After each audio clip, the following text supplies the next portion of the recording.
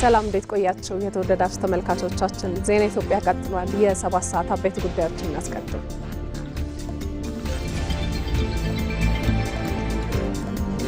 የኢትዮጵያ የብልጽግና ጉዞ በማስረጃ ላይ በተመሰረተ ፖሊሲ የተገነባ መሆኑን ምክትል ጠቅላይ ሚኒስትር ተመስገን ጥሩነህ ተናገሩ።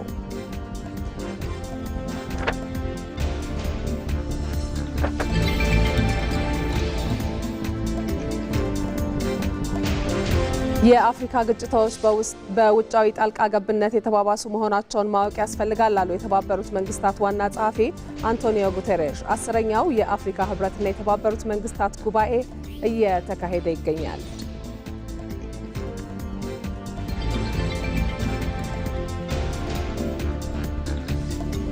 መራጮች ድምጻቸውን በነጻነት እንዲሰጡ የፖለቲካ ፓርቲዎች በጋራ ኃላፊነታቸውን እንዲወጡ ተጠየቀ።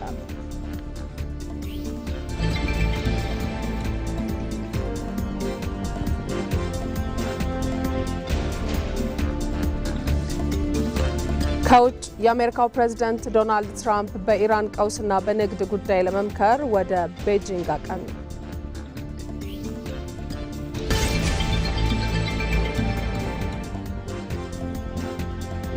አርሰናል ከ22 ዓመታት በኋላ የእንግሊዝ ፕሪምየር ሊግ ዋንጫን ለማንሳት 2 ወሳኝ ጨዋታዎች ብቻ ቀርተውታል።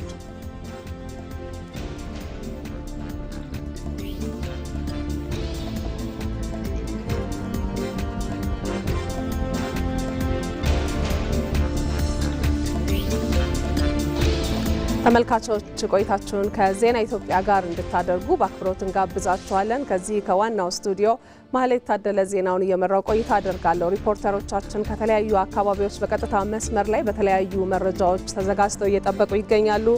አሸናፊ እንዳለ በቀጥታ መስመራችን ላይ ይገኛል። የመጀመሪያው የፖሊሲ ቀን በኢትዮጵያ ተጀምሯል። ምክትል ጠቅላይ ሚኒስትር ተመስገን ጥሩነህ ናቸው ያስጀመሩት። ምን ይመስላል፣ ምን ጉዳዮች ተነሱበት የሚለውን አሸናፊ እንዳለ ቆየት ብሎ ሙሉ መረጃውን ያጋራናል። በሌላ በኩል ደግሞ 10ኛው የአፍሪካ ህብረትና የተባበሩት መንግስታት ጉባኤ የተባበሩት መንግስታት ዋና ጸሐፊ አንቶኒዮ ጉተሬሽ በተገኙበት እዚህ አዲስ አበባ ላይ እየተካሄደ ነው የሚገኘው። ቶማስ ኃይሉ ይህንን ጉዳይ እየተከታተለ የሚገኝ ባልደረባችን ነው።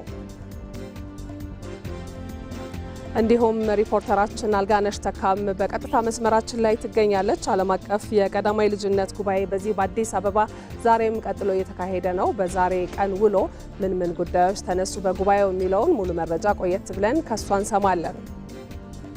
የአማራ ክልል የፖለቲካ ፓርቲዎች የጋራ ምክር ቤት በ7ኛው ጠቅላላ ምርጫ አጠቃላይ ሂደት ላይ የተለያዩ ሀሳቦች የተነሱበትን ውይይት አካሂዷል በባህር ዳር። ይህንን ውይይት ሲከታተል የቆየው ሪፖርተራችን ሳሙኤል ወርቃየሁም እንዲሁ ለተጨማሪ መረጃ በቀጥታ መስመራችን ላይ ይገኛል። ተመልካቾቻችን አብራችሁን ሆኖ ወደ ቀዳሚው ጉዳያችን እናልፋለን። የኢትዮጵያ የብልጽግና ጉዞ በማስረጃ ላይ በተመሰረተ ፖሊሲ የተገነባ መሆኑን ምክትል ጠቅላይ ሚኒስትር ተመስገን ጥሩነህ ተናገሩ። ምክትል ጠቅላይ ሚኒስትሩ በሀገር አቀፍ ደረጃ ለመጀመሪያ ጊዜ የተዘጋጀውን የፖሊሲ ቀን አስጀምረዋል።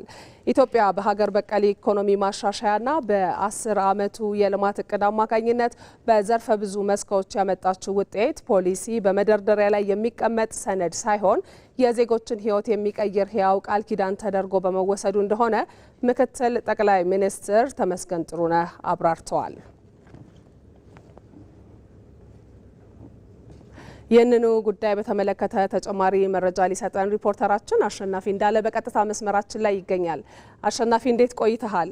በኢትዮጵያ የለውጥ ጉዞ ላይ የጥናትና ምርምር ስራዎች ያላቸው ፋይዳ ምንድን ነው ተባለ? በመጀመሪያው የፖሊሲ መድረክ የተነሳውን ሀሳብ አጋራ። የተሻለ እድገትን ለመጎናጸፍ ከማድረግ ከሚጠበቅባት ልዩ ስራዎች መካከል የሚሰሩ ስራዎች የሚከናወኑ ተግባራት ሁሉ ጥናትና ልዩ የሆኑ ዝግጅቶችን መሰረት አድርገው በፖሊሲ ማዕቀፍ መደገፍ ሲገባቸው ነው። ይህንን በማድረግ ሂደት ውስጥ በተለይ የመደመር መንግስት ባለፉት ዓመታት ጠንካራ ስራዎችን ሰርቷል ማለት ይቻላል። ዛሬ ደግሞ በሀገር አቀፍ ደረጃ ለመጀመሪያ ጊዜ ምክትል ጠቅላይ ሚኒስትር ተመስገን ጥሩነህ በተገኙበት የፖሊሲ ቀን እየተካሄደ ነው የሚገኘው።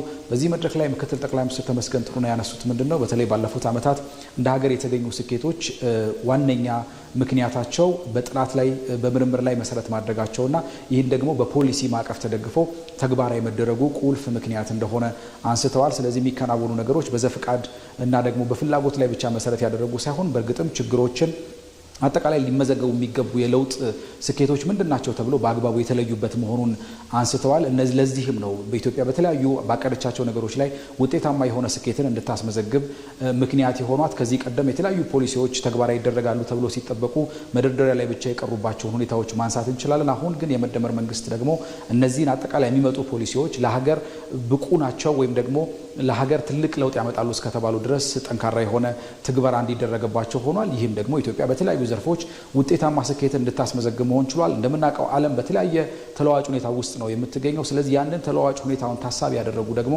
የተለያዩ የለውጥ ስራዎች መሰራት አለባቸው። እነዚህ የለውጥ ስራዎች ሲሰሩ የፖሊሲ ጥናት ኢንስቲትዩት ትልቁን ድርሻ ይወስድና አጠቃላይ የሚሰሩ ስራዎች በጥናት ላይ እንዲደገፉ ያደርጋል። ስለዚህ ከዚህ በኋላ የሚሰሩ ስራዎች እዚህ ላይ ትኩረት ማድረግ እንዳለባቸውና ከዚህ ቀደም ያየናቸውን ጥሩ ውጤቶችን የሚያስቀጥሉ መሆን እንደሚጠበቅባቸው ነው ምክትል ጠቅላይ ሚኒስትር ተመስገን ጥሩነህ ያሳሰቡት። ስለዚህ እነዚህ ስራዎች አሁንም ቢሆን ኢትዮጵያ የጀመረችው ጉዞ ረጅም ነው። ያንን ጉዞ ደግሞ ስኬታማ ለማድረግ አሁንም ቢሆን እነዚህ ስራዎችን አጠናክሮ መቀጠል እንደሚያስፈልግ አንስተዋል። የፕላንና ልማት ሚኒስትሯ ዶክተር ፍጹም አሰፋም ይህንን ሀሳብ ሲያጠናክሩ ኢትዮጵያ የጀመረቻቸው የስኬት ጉዞዎች በሀገር አቀፍ ደረጃ ብቻ ተከልለው የሚቆዩ አይደለም።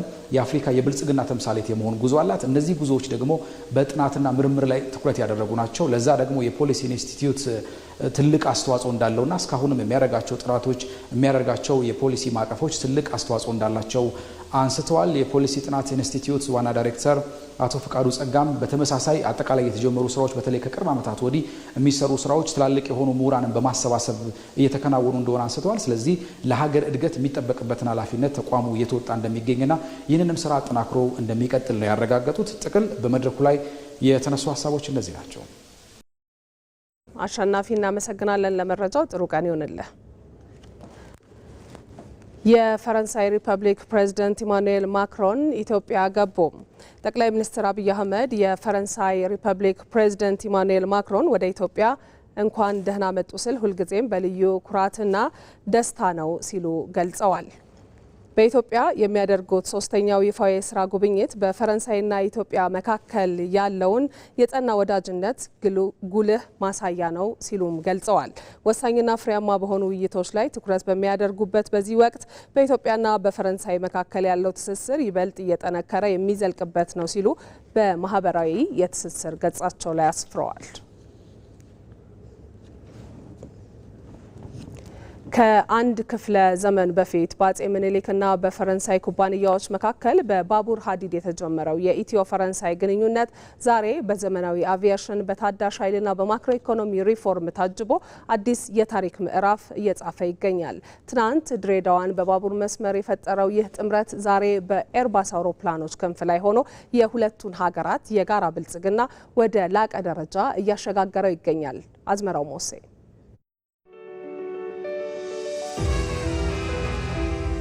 ታሪክና ጂኦፖለቲካ የሚገናኙበት አደባባይ ላይ ሁለት ስሞች ጎልተው ይነሳሉ። ኢትዮጵያና ፈረንሳይ።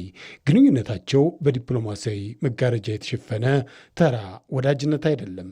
ይልቁንም ከአንድ ክፍለ ዘመን በላይ ያስቆጠረ በብረት ሐዲድ ተጀምሮ በዘመናዊ አቪዬሽንና በታዳሽ ኃይል የገዘፈ ስትራቴጂካዊ ጥምረት እንጂ። ዛሬ ይህ ግንኙነት በመደመር እሳቤ ታጅቦ አዲስ መልክ ይዞ ቀጥሏል። ወደ ኋላ መለስ ስንበል ዓመቱ 1894 ነው። አጼ ምኒልክና የፈረንሳይ ኩባንያዎች የፈረሙት ውል የኢትዮጵያን የስልጣኔ በር ከፈተ። የአዲስ አበባ ጅቡቲ የምድር ባቡር መስመር። ይህ መስመር ሸቀጥ ብቻ ሳይሆን ዘመናዊነትን ጭምር አመላልሷል። ዛሬ የምናውቃት የድሬዳዋ ከተማ የዚሁ የፈረንሳይ የኢኮኖሚ አሻራ ውጤት ናት። ያኔ በብረት ሐዲድ የተገመደው ግንኙነት ዛሬ በኤርባስ አውሮፕላኖች ክንፍ ላይ ሆኖ የሰማዩን ጥግ እየነካ ይገኛል። የሁለቱ ሀገራት ግንኙነት ከቅርብ ዓመታት ወዲህ የላቀ ትርጉም ያገኘው በመሪዎቹ የግል ቁርጠኝነት ጭምር ነው። በሁለቱ ሀገራት መሪዎች በኩል የሚታየው መግባባት የጥብቅ ትብብር መገለጫ ነው። ፈረንሳይ በላሊበላ መካነ ቅርስ እድሳትና በብሔራዊ ቤተ መንግስት ጥገና ላይ ያደረገችው ተሳትፎ ግንኙነቱ ከዶላርና ከዩሮ ባለፈ ጥልቅ ታሪካዊ ክር ያለው መሆኑን የሚያሳይ ነው። ይህም የመደመር ዲፕሎማሲያዊ ማሳያ ነው። ታሪክን ጠብቆ ለጋራ ብልጽግና በጋራ መቆም በኢትዮጵያ ታሪክ በኢትዮጵያ ጥንታዊ ስልጣኔ አክብሮትና አድናቆት ያላቸውና ያንም ወደ ነበረበት ለመመለስ ለመጠበቅ በሚደረግ ጥረት ሁሉ የበኩላቸውን አስተዋጽኦ ለማድረግ ከፍተኛ ፍላጎት እንዳላቸው አሳይተዋል። ለዚህም የኢፌዴሪ መንግስት ምስጋና ያቀርብላቸዋል። የእስካሁኑ ትብብራችን በአርኪኦሎጂና በምርምር ላይ ያተኮረ ነበር። እነዚህ ከ20 ዓመት በፊት የነበሩ ትብብሮች ናቸው። አሁን ደግሞ ፈረንሳይ ተጨማሪ እውቀትና ሙያ ለኢትዮጵያ የማጋራት ስራ ለመስራት ወስናለች። ዛሬ ከ60 በላይ የፈረንሳይ ኩባንያዎች በኢትዮጵያ ልማት ውስጥ ይንቀሳቀሳሉ።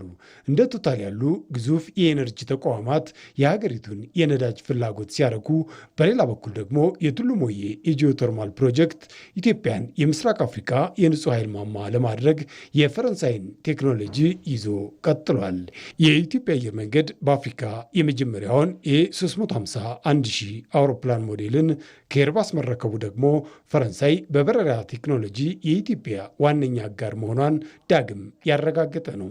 ኢትዮጵያ የጀመረችው የማክሮ ኢኮኖሚ ሪፎርም ለፈረንሳይ ባለሀብቶች ትልቅ የምስራች ይዟል። የውጭ ምንዛሬ ገበያው፣ የቴሌኮምና የባንክ ዘርፎች ክፍት መደረጋቸው ፈረንሳይን ወደ ኢትዮጵያ ይበልጥ እየሳባት ይገኛል። እናም የኢትዮ ፈረንሳይ የኢኮኖሚ ትብብር ትናንት በባቡር ሀዲድ የተተከለ ዛሬ በዘመናዊ ኢንቨስትመንት የለመለመና ነገ በጋራ ብልጽግና የሚያብብ ነው። ትናንት ድሬዳዋን በባቡር የፈጠረው ግንኙነት ዛሬ ኢትዮጵያን በአቪዬሽን ወደ ላቀ ደረጃ እያሸጋገራት ይገኛል። የፕሬዚዳንት ኢማኑኤል ማክሮን የአዲስ አበባ ምልልሶችም ፈረንሳይ በአዲሲቱ አፍሪካ ለምትከተለው ስትራቴጂ ኢትዮጵያ የልብ ትርታዋ መሆኗን ማረጋገጫ ነው። ዜና ኢትዮጵያ ላይ ናችሁ ተመልካቾቻችን። ወደ ሌሎች ዘገባዎቻችን እንሻገራለን። የቀዳማይ ልጅነት ልማት ይበልጥ ውጤታማ እንዲሆን መንግስታት አጀንዳ ሊያደርጉት ይገባል። አዲስ ዓለም አቀፍ የቀዳማይ ልጅነት ጉባኤ በአዲስ አበባ መካሄዱን ቀጥሏል። ይህንኑ ጉዳይ በተመለከተ ተጨማሪ መረጃ ልትሰጠን ሪፖርተራችን አልጋነሽ ተካ በቀጥታ መስመራችን ላይ ትገኛለች። አልጋነሽ እንዴት ቆይተሻል? በቀዳማይ ልጅነት ጉባኤ በዛሬ ውሎ ላይ በዋናነት ምን ሀሳቦች ተነሱ? አመሰግናለሁ ማህሌት። ቀደም ሲል እንደገለጽሽው የአዲስ ዓለም አቀፍ የቀዳማይ ልጅነት ጉባኤ በአዲስ አበባ መካሄዱን ቀጥሏል። ዛሬ ሶስተኛ ቀን ላይ ነው የምንገኘው። ዛሬ ከከሰዓት በኋላ ይህ ጉባኤ በይፋ የሚጠናቀቅ ይሆናል። በዋናነት በዚህ በሶስት ቀናት የተመከረባቸው ወሳኝ የሆኑ 4 ጉዳዮች አሉ። ከቀዳማይ ልጅነት ጋር በተያያዘ ማለት ነው። ልማቱን ለማሳለጥ ምን ጉዳዮች ላይ ትኩረት መደረግ አለበት በሚል ነው እየተመከረ የሚገኘው። እንደሚታወቀው ቀደም ሲልም ስንገልጸው እንደነበረው በዚህ ጉባኤ ለመካፈል ከተለያዩ የአፍሪካ ሀገራት የመጡ የመንግስት ተወካዮች አሉ፣ የሚመለከታቸው የዘርፉ አካላት አሉ፣ ተመራማሪዎች አሉ፣ እንዲሁም ደግሞ ከተለያዩ ዓለም አቀፍ ተቋማት የተወከሉ አጋር አካላት እንዲሁም ተገኝተዋል። በዚህ ጉባኤ ላይ እንደሚታወቀው የአመራር ቁርጠኝነት ይህንን የቀዳማይ ልጅነት ልማት ለማሳለጥ የመጀመሪያው አስፈላጊ ነገር ነው። በሁለተኛ ደረጃ ደግሞ በማስረጃ የተደገፈ ውሳኔ አሰጣጥ እንዲሁም ደግሞ ልማቱን ለማሳለጥ ጠቃሚ እንደሆነ ይገለጻል። የአሰራር ስርዓት፣ የሰው ኃይል ግንባታና እንዲሁም ደግሞ ዛሬ በዋናነት ሲመከርበት የዋለው የፋይናንስ ኢንቨስትመንትን ማጠናከር በሚለው ላይ በይፋ ሲመከር ቆይቷል።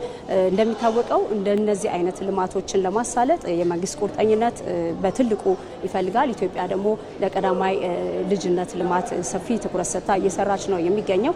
ይህ በመንግስት በጀት የሚመደብለት የቀዳማይ ልጅነት ጉባኤ የቀዳማይ ልጅነት ልማት የተሳለጠ ነው። በኢትዮጵያ ነባራዊ ሁኔታ ስንመለከት ኢትዮጵያ ላለፉት ዓመታት በከፍተኛ ክትትል የመንግስት ክትትልና በጀት ተመድቦለት ስትሰራ ቆይታለች። በዚህም አመርቂ ውጤቶች ናቸው የተመዘገቡት። እንደሚታወቀው የነገን የኢትዮጵያ ብልጽግና የሚያረጋግጥ ትውልድ መገንባት የሚቻለው ከዛሬ ነው። ዛሬ ስንል ደግሞ ህጻናት በተለይ ደግሞ ከጽንስ ጀምሮ እስከ 1000 ቀናት የሚባሉትን በደንብ መሰራት አለበት። እናት ከጽንስ ክትትል ጀምሮ የተመጣጠነ ምግብ ማግኘት አለባት። በቂ የጤና ክትትል ማድረግ አለባት፣ የወሊድ ክትትል ማለት ነውና በኋላ ላይ ደግሞ የትምህርት ልጆች ደግሞ ተወልደው ለአቅመ ትምህርት ሲደርስ በቂ የትምህርት እድል ማግኘት እንዳለባቸው ይገለጻልና በዋናነት ትምህርት፣ ጤናና የህፃናት ማህበራዊ ጥበቃ ላይ በትኩረት ይሰራል። የቀዳማይ ልጅነትን ልማት ለማሳለጥ ማለት ነው። በአዲስ አበባ ነባራዊ ሁኔታ ስንመለከት ምክንያቱም አዲስ አበባ የኢትዮጵያ ሞዴል ናት፣ በትክክልም እየሰራች ነው። በከንቲባ አዳነች አቤቤ የሚመራው ከፍተኛ ግብረ ኃይል ማለት እንችላለን የአፍሪካ የቀዳማይ ልጅነት ልማት ማዕከልም ተቋቁሟል። በዚህ ደረጃ ለዚህ ነው ኢትዮጵያ ይህንን ጉባኤ ለማዘጋጀት ቀዳሚ ድርሻውን የወሰደችው ማለት ነው። ከንቲባ አዳነች በሚያደርጉት ከፍተኛ ክትትልና በስራቸው ያለውም አመራር ከፍተኛ ክትትል በማድረጉ ስኬታማ ነው። እንደሚታወቀው አዲስ አበባ ላይ በርካታ ህጻናት መመገብ ችሏል። በቀን 2 ምግብ ያገኛሉ። ስለዚህ ምንም ሳይሰጉ ወደ ትምህርት ቤት ሄዳሉ። ወላጆችም ዛሬ ምን ልቋጥር ነገ ምን ምሳላ ሲይዘው ልጄ ከሚል ሰቀቀን ወጥተው ልጆቻቸውን በአግባቡ እያስተማሩ ነው የሚገኘው። እንዲሁም ደግሞ የኮሪደር ልማት በሰፊው በመሰራቱ ለህጻናት ምቹ ሆኗል።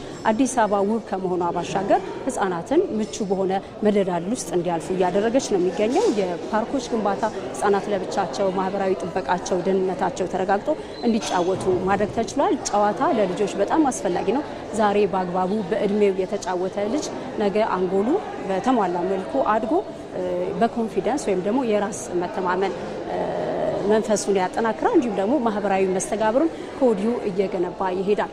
ለ3 ቀናት ሲካሄድ የነበረው የአዲስ ዓለም አቀፍ የቀዳማይ ልጅነት ጉባኤ ዛሬ ማብቂያውን የሚያገኝ ይሆናል።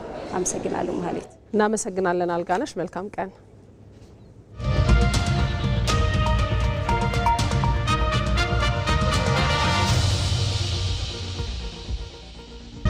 ሰባተኛውን ጠቅላላ ምርጫ ወደ ተመለከቱ ዘገባዎቻችን እንሻገራለን። መራጮች ድምጻቸውን በነጻነት እንዲሰጡ የፖለቲካ ፓርቲዎች በጋራ ኃላፊነታቸውን እንዲወጡ ተጠየቀ። በአማራ ክልል የሚንቀሳቀሱ የፖለቲካ ፓርቲዎች የጋራ ምክር ቤት አባላት በሰባተኛው ጠቅላላ ምርጫ የእስካሁን ሂደትና ቀጣይ አቅጣጫዎች ዙሪያ የውይይት መድረክ በባህር ዳር ከተማ አካሂደዋል። ይህንኑ ጉዳይ በተመለከተ ተጨማሪ መረጃ የሚሰጠን ሪፖርተራችን ሳሙኤል ወርቃየሁ ነው። በቀጥታ መስመራችን ላይ ይገኛል። ሳሙኤል እንዴት ቆየ? የፖለቲካ ፓርቲዎች ምርጫው በሰላማዊ መንገድ እንዲጠናቀቅና የተመዘገቡ መራጮችም ድምጻቸውን በነጻነት እንዲሰጡ በምን መልኩ ሚናቸውን ለመወጣት እየሰሩ ነው? በውይይቱ ላይ የተነሱ ሀሳቦችን አጋራን።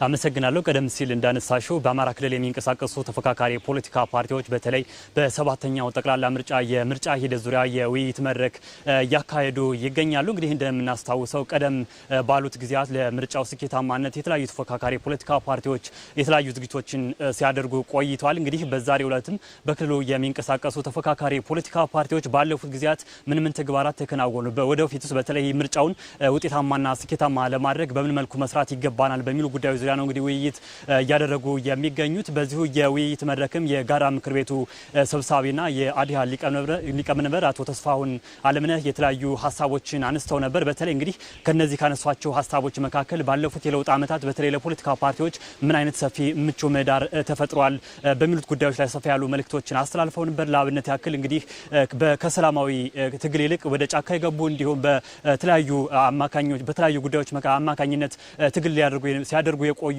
የተለያዩ ተፎካካሪ የፖለቲካ ፓርቲዎች ወደ ሰላማዊ ትግል እንዲመጡ ምቹ ሁኔታን መፍጠሩን ገልጸዋል። ከዚህም ባሻገር እንግዲህ በተለይ ተፎካካሪ የፖለቲካ ፓርቲዎች የተለያዩ ስልጣኖችን በመጋራትም ጭምር በተለይ እውቀታቸውና ልምዳቸውን በማካበት እንዲሁ ለማህበረሰቡ ብሎም ለሀገር እንዲጠቅሙና አስተዋጽኦ እንዲያበረክቱ ምቹ ሁኔታ መፍጠሩን ገልጿል። እንግዲህ ሰባተኛው ጠቅላላ ምርጫ በስኬት እንዲጠናቀቅም ባለፉት ጊዜያት ከመራጮች ምዝገባ ጨምሮ እንዲሁም ፓርቲዎች እጩዎችን ካቀረቡባቸው ጊዜያት ጨምሮ የተለያዩ ቅድመ ዝግጅቶችን በጋራ ሲሰሩ መቆየታቸውን ገልጸዋል። እንግዲህ በእነዚህም በተለይ የጋራ ምክር ቤቱም በሚፈጠሩ በጋራ በሚያደርጓቸው ጉዳዮች ዙሪያ በጋራ በመምከርና መፍትሄዎችን በማበጀትም በተለይ ተሞክሮ ሊሆኑ የሚችሉ ስራዎች ሲሰሩ መቆየታቸውን ገልጸዋል። እንግዲህ ቀናት በቀሩት ሰባተኛው ጠቅላላ ምርጫም በተለይ መራጮች የምዝገባ ካርዳቸውን በእጃቸው ይዘዋል። አንድ ካርድ ራሷን የቻለች ከፍተኛ ውጤትና ከፍተኛ የሆነ ቫልዩ አላት። ነገር ግን እነዚህን ካርድ በአግባቡ መጠቀምና ድምጽ መስጠት ይገባል። በዚህ ረገድ ደግሞ በተለይ ተፎካካሪ የፖለቲካ ፓርቲዎች መራጮች ድምጻቸውን በነጻነት እንዲሰጡ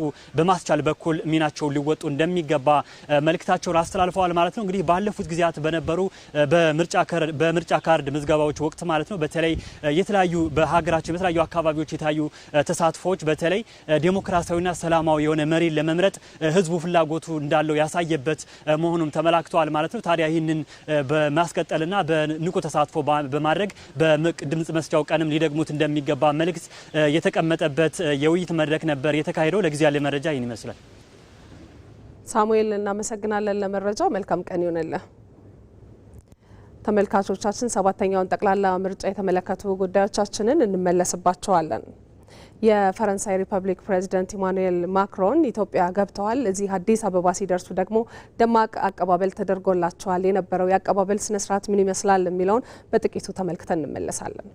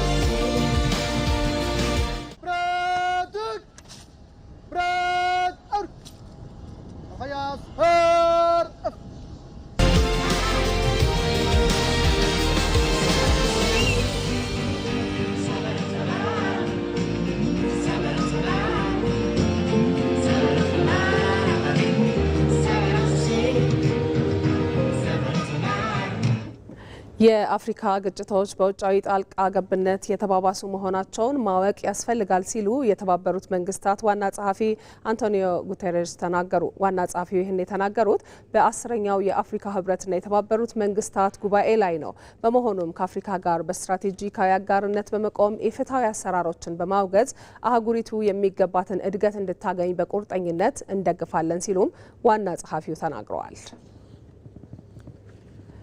ይህንኑ ጉዳይ በተመለከተ ተጨማሪ መረጃ የሚሰጠን ሪፖርተራችን ቶማስ ኃይሉ ነው። በቀጥታ መስመራችን ላይ ይገኛል። ቶማስ እንዴት ቆየ? በጉባኤው የአፍሪካንና የተባበሩት መንግስታትን የጋራ ጥቅም ለማስጠበቅ የሚረዱ ምን ሀሳቦች ተነሱ? መረጃህን አጋራን። አመሰግናለሁ ማሂ። እንግዲህ ቀደም ሲል እንዳልሽው በተባበሩት መንግስታት ድርጅት እንዲሁም ደግሞ በአፍሪካ መካከል ያለውን ግንኙነት እንዲጠናከር ሊያስችል የሚችል በየዓመቱ የሚካሄድ ጉባኤ ነው ወይንም ደግሞ ስብሰባ ነው። በአሁን ሰዓት እየተደረገ የሚገኘው ዘንድሮ ለ10ኛ ጊዜ ነው የሚካሄደው። በተለይም ደግሞ በአፍሪካ ያሉ የተለያዩ ችግሮች የሚፈቱበት መፍትሄ የሚመለከትበት የፋይናንስ ድጋፍም የሚያስፈልግ ከሆነ በዛው ልክ የፋይናንስ ድጋፍ ሊደረግ የሚችል ጉባኤ እንዲሁም ደግሞ ሀሳቦችና መልእክቶች የሚለዋወጡበት መድረክ ነው። በአፍሪካ በተለይም ደግሞ በተለያዩ ቦታዎች ላይ እየተከሰቱ ያሉ በምዕራብ አፍሪካ ማንሳት እንችላለን። እንዲሁም ደግሞ በምስራቅ አፍሪካም በዚሁ በሱዳን አካባቢ ያለውን ግጭት እንዲሁም መፈናቀሎችን፣ የሽብርተኝነት ጥቃቶችን ጨምሮ ከጊዜ ወደ ጊዜ የሚየባሱ ነው። ይህ ደግሞ ከፍተኛ ፋይናንስ ወይም ደግሞ የገንዘብ ድጋፍ ያስፈልገዋል። ይህንን ለመደገፍም የተባበሩት መንግስታት ድርጅት በቁርጠኝነት መስራት እንደሚገባው የተመላከተበት ነው። በተለይም ደግሞ በመካከለኛው ምስራቅ ያለው ግጭት እንዲሁም ደግሞ ጦርነት አፍሪካንም የጥቃቱ እንዲሁም ደግሞ የግጭቱ እንዲሁም የጦርነቱ ሰለባ አድርጓታል። ይህም የምግብ ዋጋ እስከ 150 በመቶ ጭማሪ አሳይቷል። እንዲሁም የነዳጅ ዋጋ ላይም የተለያዩ የአፍሪካ ሀገራት ላይ እንደዚሁ ቀውሱ እየፈተናቸው ይገኛል ተብሏል። ይህም ታዲያ እንዲፈታ የተባበሩት መንግስታት ድርጅት የራሱን የሆነ አስተዋጽኦ ማድረግ ይገባዋል ሲሉ የአፍሪካ ህብረት ኮሚሽን ሊቀመንበር መሐመድ አሊ ዩሱፍ ገልጸዋል። እንግዲህ በሌላ በኩል ደግሞ የተባበሩት መንግስታት ድርጅት ዋና ጸሐፊ አንቶኒዮ ጉተሬዝም በእነዚህ ጉዳዮች ላይ የተለያዩ ሀሳቦችን አንስቷል። አፍሪካ የተለያዩ ጊዜያት ግጭቶች ይነሱባታል። የደቡብ ሱዳኑ ማንሳት ይቻላል። በማሊ አሁን ላይ ያለውን የሽብርተኝነት ጥቃት እንዲሁም ደግሞ በተለያዩ ቦታዎች ላይ ያለውን የዜጎች መፈናቀልም ለመፍታት የተባበሩት መንግስታት ድርጅት ጥረት ያደርጋል። ነገር ግን እነዚህ ግጭቶችና መፈናቀሎች ብዙ ጊዜ በተለይም ሌሎች አክተሮች ተዋናዮች የሚደገፍ ከመሆኑ አኳያ ችግሩ አሳሳቢ እንዲሁም ደግሞ ፈታኝ አድርጎታል። ይህንን ተገንዝቦ መስራትም ታዲያ መስራት እንዲሁም ደግሞ እውቅና መስጠት ያስፈልጋል ተብሏል። ይህም ታዲያ ድርጅቱ የራሱን የሆነ አስተዋጽኦ እንደሚያደርግም በዚሁ መድረክ ላይ ተናግሯል ማለት ነው። በተለይም ደግሞ የአፍሪካ እንግዲህ በቀኝ ግዛት ወቅት በባርነት ዘመንም ትልቅ ጉዳት ደርሶባታል። ይህም ደግሞ ካሳ ሊገኝ ማግኘት ይገባል የሚልም ሀሳብ አንስተዋል። ይህንን የተባበሩት መንግስታት ድርጅት ሁሌም እንደሚለው አሁንም እውቅና ይሰጣል። ካሳ እንዲያገኙም የተለያዩ የአፍሪካ ሀገራትም የራሱን ጥረት የሚያደርግ ይሆናል ብለዋል። በሌላ በኩል ደግሞ የእዳ ጫና ስረዛም እንዲሁም ደግሞ የእዳ ጫና ሽግሽግም ሊደረግ ይገባል። ይህ ታዲያ እንግዲህ አሁንም በሌላ ሞዴል ወይም ደግሞ በሌላ መንገድ የቅኝ ግዛት አስተሳሰቦችን ለማራመድ የሚደረጉ እንቅስቃሴዎች ተቀባይነት የላቸውም የሚሉ ሀሳቦች አንስተዋል ማለት ነው። ይህና በርካታ ሀሳቦች የኢኮኖሚያዊ ጉዳዮችን የተነሳበት መድረክ ነው። ከሰዓትም የሚቀጥል ይሆናል ማለት ነው። እናመሰግናለን ቶማስ ለመረጃው። መልካም ቀን ይሁንልህ። ከዚሁ ጋር በተገናኘ ሌላ ዘገባ የተባበሩት መንግስታት ዓለምን ከጦርነትና እልቂት ጠብቋል። ባለፉት 80 ዓመታት በጤናና ሰብአዊ መብት ጥበቃ እንዲሁም ሰላምን በማስጠበቅ በኩል ሰፊ ስራዎችን ሰርቷል። ኢትዮጵያ የተባበሩት መንግስታትን ከመሰረቱት 51 ሀገራት መካከል አንዷ ስትሆን ለያዛቸው ውጥኖች ስኬታማነት ግንባር ቀደም ሚናን ከተጫወቱ ሀገራት መካከልም ተጠቃሽ ናት። ወንደሰን አፈወርቅ ዓለም በአንደኛው የዓለም ጦርነት ተለብልባለች፣ በርካታ ነዋሪዎቿንም አጥታለች። ይህ ጦርነት የሰው ልጅ በታሪኩ ለመጀመሪያ ጊዜ ያየው ሲሆን እጅግ አስከፊ መቅሰፍትንም በሰው ልጆች ላይ አውርዷል። ታዲያ መሰል መቅሰፍት ዳግም ምድራችንን እንዳይጎበኝ የዓለምን ሰላም ለመጠበቅና ዳግም ጦርነት እንዳይከሰት ለመከላከል በማሰብ በወቅቱ ሀያላን ሀገራት ስምምነት አድርገው ሊግ ኦፍ ኔሽንስ እንደ አውሮፓውያን አቆጣጠር በ1920 ተመስርቷል። ድርጅቱ በመጀመሪያዎቹ ዓመታት ተስፋ ሰጪ እንቅስቃሴዎችን ቢያሳይም በሂደት ግን ደካማ ሆኖ ተገኝቷል። እንደ አውሮፓውያን አቆጣጠር በ1939 የሁለተኛው የዓለም ጦርነት መፈንዳትን ተከትሎ ድርጅቱ ዓላማውን ማሳካት እንዳልቻለ በግልጽ ታየ። ይህም ለድርጅቱ መፍረስ የመጨረሻው ምዕራፍ መሆኑ ይጠቀሳል። ዓለም በሁለተኛው የዓለም ጦርነት ሰቆቃ ምክንያት የብዙ ሚሊዮን ዜጎቿን ሕይወት አጥታለች። እናም ይህንን ዓለም አቀፍ ቀውስ ተከትሎ ሊግ ኦፍ ኔሽን ታሪክ ሆኗል። ይሁን እንጂ የሰው ልጅ ከጦርነት አዙሪት ለመውጣት የነበረው ፍላጎት በሊግ ኦፍ ኔሽንስ መፍረስ መፍትሄ እንደማያገኝ ግልጽ ሆነ። ይልቁንም ጠንካራና ሁሉንም ሀገራት አሳታፊ የሆነ አዲስ ድርጅት እንደሚያስፈልግ ዓለም አቀፉ ማህበረሰብ ተረዳ።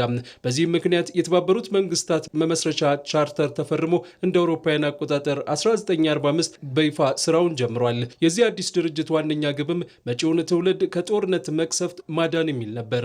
አሁን ይህ ዓለም አቀፍ ተቋም ከተመሰረተ 80 ዓመታትን ደፍኗል። የተባበሩት መንግስታት ሲመሰረት ከዓለም ህዝብ ሲሶ በቅኝ አገዛዝ ስር የነበረ ሲሆን ከ80 በላይ ሀገራት ነጻነታቸውን እንዲያገኙም ድጋፍ አድርጓል። በጤናና ሰብአዊ መብት ጥበቃ እንዲሁም ሰላምን በማስጠበቅ ረገድም ሰፋፊ ስራዎችን ሰርቷል። ባለፉት 80 ዓመታት የተባበሩት መንግስታት ዓለምን ከዓለም አቀፍ ጦርነትና እልቂት ጠብቋል ተብሎ ቢወደስም አሁንም ዓለማችን ላይ የሚታዩ መጠነ ሰፊ ግጭቶች አለመፈታታቸው በድክመት ይነሱበታል። በተባበሩት መንግስታት ውስጥ የፍትሃዊ ውክልና ጥያቄዎችም ይቀርባሉ። ይህ እንዲስተካከልም እንደሚሰሩ ዋና ጸሐፊው አንቶኒዮ ጉተሬሽ በተደጋጋሚ ያነሳሉ። The absence of permanent African seats in the Security Council is indefensible. በጸጥታው ምክር ቤት ውስጥ ቋሚ የአፍሪካ መቀመጫዎች አለመኖራቸው ምንም አይነት ምክንያት ሊቀርብለት የማይችል ጉዳይ ነው። ይህ 2026 እንጂ 1946 አይደለም። ስለ አፍሪካ ማንኛውም ውሳኔዎች በጠረጴዛ ዙሪያ በሚነሱበት ጊዜ አፍሪካ በጠረጴዛው ዙሪያ መገኘት አለባት። የተባበሩት መንግስታት ዋና ጸሐፊ አንቶኒዮ ጉተሬሽ 80ኛ ዓመት የምስረታ በዓሉ ላይ ለመታደብ አዲስ አበባ ተገኝተዋል። ይህ ደግሞ ልዩ ትርጉም ይሰጠዋል። ኢትዮጵያ እንደ አውሮፓውያን አቆጣጠር በ1945 የተባበሩት መንግስታት ድርጅትን ከመሰረቱ 51 ሀገራት መካከል አንዷ ነች። በወቅቱ ከነበሩት ጥቂት ነጻ የአፍሪካ ሀገራት አንዷ በመሆኗም የአህጉሪቱ ድምፅ በመሆንም አገልግላለች። ድርጅቱ ሲመሰረት ቻርተሩን የፈረመችው ኢትዮጵያ ተቋሙ ለያዘው ዓለም አቀፍ ራዕይና ለዓለም አቀፍ የጋራ ደህንነት ያላትን ቁርጠኝነት ገና ከጅምሩ አሳይታለች። ከዚህ በተጨማሪም ኢትዮጵያ በተባበሩት መንግስታት የሰላም ማስከበር ታሪክ ውስጥ በግንባር ቀደምትነት የምትጠቀስ ሀገር ናት። በተባበሩት መንግስታት ጥሪ መሰረትም በኮሪያው ጦርነት ወቅት የቃኘው ሻለቃን ወደ ደቡብ ኮሪያ በመላክ የሰላም ማስከበር ተልዕኮን ፈጽማለች። በአፍሪካዊቷ ሀገር ኮንጎ በተከሰተው ቀውስ ወቅትም የኢትዮጵያ ሰራዊት ለሰላም መከበር ትልቅ መስዋዕትነት ከፍሏል። በአሁኑ ወቅትም ኢትዮጵያ ለተባበሩት መንግስታት የሰላም ማስከበር ስራ ሰራዊት በማበርከት በዓለም ላይ ካሉ ቀዳሚ ሀገራት አንዷ ናት። በደቡብ ሱዳን በአብዬ እንዲሁም አስቀድሞ ደግሞ በዳርፉር የነበራት ሚና ለሰላም ወሳኝ ኃይል መሆኗንም ያስመሰከረችበት ነው። የአፍሪካ መዲናዋ አዲስ አበባ ዓለም አቀፉ ማህበረሰብ ከአፍሪካ አህጉር ጋር ያለውን ግንኙነት እንዲያጠናክር ድልድይ በመሆን ጉልህ ሚናንም እየተጫወተች ትገኛለች። የተባበሩት መንግስታት የአፍሪካ ኢኮኖሚ ኮሚሽን ኢሲኤ መቀመጫ በአዲስ አበባ መሆኑም ኢትዮጵያ ለተባበሩት መንግስታት ወሳኝ መሆኗን ያሳያል። እናም የተባበሩት መንግስታት 80 ዓመት ውስጥ ኢትዮጵያ ሚናዋ የጎላ ሆኖ ቀጥሏል። የእርዳታ እጅን ከመዘርጋት ይልቅ በራስ አቅም መቆምን መርህ ያደረገው የኢትዮጵያ አዲሱ የኢኮኖሚ ጉዞ ተጨባጭ ውጤት እያመጣ ነው። ያሏትን እምቅ አቅሞች በማልማት ከድህነት በፍጥነት ለመውጣት እየሰራች ያለችው ኢትዮጵያ ከአጋሮቿ ጋር ያላትን ትብብርም ወደ ዘላቂ የንግድ አጋርነት እየቀየረች ትገኛለች። አለም ይልፉ ኢትዮጵያ የኢኮኖሚ ሉዓላዊነቷን ለማረጋገጥ እያከናወነች የምትገኘው ተግባራት ባለፉት ጥቂት ዓመታት የገጠሟትን ዘርፈ ብዙ ፈተናዎች በጽናት በመወጣት አሁን ላይ ከዓለም አቀፍ አጋሮቿ ጋር ያላትን ግንኙነት ከለጋሽና ተቀባይነት ወደ እኩል የንግድ ተጠቃሚነት እያሸጋገረች ትገኛለች። የማክሮ ኢኮኖሚ ማሻሻያዎችና መዋቅራዊ ሪፎርሞች ኢትዮጵያን ከአረንቋው በማውጣት ለታላቅ የኢኮኖሚ መነሳሳት መሰረት ጥለዋል። 2017 የተወሰደው የውጭ ምንዛሪ ነፃ ማድረግ ፍሎት እንዲያደርግ ማድረግ ወይም ሊበራላይዜሽኑ እና የባንክ ዘርፉን ለውጭ ኢንቨስትመንት ክፍት መደረጉ ሀገሪቷ ምናልባት በታሪክ አይታ የማታውቀው ከፍተኛ የተባለ የውጭ ቀጥታ ኢንቨስትመንትና የኤክስፖርት ገቢ እድገት እንታስመዘግብ አስችሏታል ማለት ነው። የተገኙት ምንድነው አሁን ላይ ብለን ስናስብ የውጭ ኢንቨስተሮችን እምነት ነው የተገኘው። ኢትዮጵያ አሁን ላይ የምትከተለው መርህ የእርዳታ እጅን መዘርጋት ሳይሆን በራስ አቅም ላይ የተመሰረተና በምርታማነት የሚመራ ጠንካራ የኢኮኖሚ መዋቅር መገንባት ነው። በኬንያ ናይሮቢ በተካሄደው የአፍሪካና ፈረንሳይ ሁለንተናዊ ትብብር ጉባኤ ላይ ኢትዮጵያ ድምጿን ከፍ አድርጋ እንዳሰማቸው አፍሪካውያን ከጥገኝነት ተላቀው በራሳቸው እንዲቆሙ የሚያስችላቸውን የፋይናንስ ድጋፍና የንግድ ትስስር እንጂ ዘላቂነት የሌለውን እርዳታ አይደለም። በዚህም የፈረንሳይ ኩባንያዎች በኢትዮጵያ የታዳሽ ኃይል፣ በቴክኖሎጂ ሽግግርና በግብርና ማቀነባበር ዘርፎች ላይ ያላቸው ተሳትፎ የዚሁ ሽግግር ማሳያ ተደርጎ ተወስዷል። እንደ ጣሊያን፣ ፈረንሳይ፣ ጀርመን ከመሳሰሉ ሀገራት ጋር ጥሩ የሚባል የሁለትዮሽ ግንኙነትን ማሳለጥ የተቻለበት ከነዚህ ሀገራት የምንፈልገውን የቴክኒክ እውቀት የምንፈልገውን የፋይናንስ ድጋፍ ማግኘት ማሳካት የተቻለበት ሁኔታ አለ። ወደ ምስራቅ ከቱርክ ጀምሮ ወደ ህንድም፣ ቻይና፣ ራሽያ የተለያየ አይነት ጎራ ላይ ያለ አሰላለፍ ላይ ያሉ ሀገራትን ቢሆን ጠንካራ የሚባል ግንኙነትን የሁለትዮሽ ግንኙነት ማሳካት ተችሏል። ይሄም የብሔራዊ ፍላጎትን በማስቀደም ዝነኛዋ ምሁር ዳምቢሳ ሞዮ ዴድ ኤድ በተሰኘ መጽሐፏ እንደሞገተችው አፍሪካን ነፃ የሚያወጣት የጋራ ተጠቃሚነት እንጂ ጥገኝነት አይደለም። ኢትዮጵያ ዛሬ በአጋሮቿ ዘንድ ያገኘችው አመኔታም የመነጨው ውስጣዊ የቤት ስራን በማጠናቀቅ የውጭ ምንዛሬ ተመን ማሻሻያን ጨምሮ የኢንቨስትመንት ከባቢን ለባለ ሀብቶች ምቹ በማድረጓ ነው። ኢትዮጵያን የገበያ በሯን ለግል ባለ ሀብቶች በስፋት መክፈቷና በንግድ ስራ ላይ የሚታዩ ማነቆዎችን የሚያቃልሉ የህግ ማሻሻያዎችን ማድረጓ ከአፍሪካ ፈረንሳይ አጋርነት የሚገኘውን እድል ወደ ተግባራዊ ኢንቨስትመንት ለመቀየር ምቹ ሁኔታ ፈጥሯል። ይሄ እንደ ሀገር ብዙ ጠቀሜታዎች ይኖሩታል። ያው እርዳታ ሲሆን ዲፔንደንሲዎች አሉ፣ ኮንዲሽናሊቲዎች አሉ፣ ቅድመ ሁኔታዎች አሉ። ሁሉ ነገሮች ያው የሚሰጠው ነፃ አይደለም ማለት ነው እርዳታ የሚባለው። በትሬድ መልክ ሲሆን ግን በድርድር የሚደረጉ ናቸው። በድርድር መርህን መሰረት ያደረጉ ያው ኢንተርናሽናል የተለያዩ መርሆች አሉ። ኢንዱስትሪዎች በሙሉ አቅማቸው ሲያመርቱ የጤና ተደራሽነት ሲሰፋና የንግድ ትስስሩ የበለጠ ሲሰምር ሉዓላዊነት በኢኮኖሚ ጥንካሬ ተረጎማል። ኢትዮጵያ ዛሬ የጥገኝነት ትርክትን ሰብራለች። ከፈረንሳይም ሆነ ከሌሎች አጋሮቿ ጋር የምትነጋገረው በእኩልነትና በጋራ ተጠቃሚነት መርህ ነው። ይህ በራስ የመቆም ጉዞም ለቀጣዩ ትውልድ የምርታማነትና የብልጽግና ተምሳሌት ሆኖ ይቀጥላል። ኢትዮጵያ የጀመረችው ይህ የኢኮኖሚና የዲፕሎማሲ ሽግግር በዓለም አቀፍ መድረክ ያላትን ተሰሚነት ከማሳደጉም ባለፈ ለዘመናት የቆየውን የእርዳታ ጥገኝነት በዘላቂ የንግድ አጋርነት ለመተካት የወሰደችው ቁርጠኝነት ማሳያ ነው። በተለይም በናይሮቢው ጉባኤ የታየው በራስ የመቆም መንፈስና ከፈረንሳይ ጋር እየተጠናከረ የመጣው የኢንቨስትመንት ትስስር ኢትዮጵያ የብልጽግና ጉዞዋን በራሷ መዋቅራዊ ጥንካሬ ለመምራት ዝግጁ መሆኗን ያረጋገጠ ሆኗል።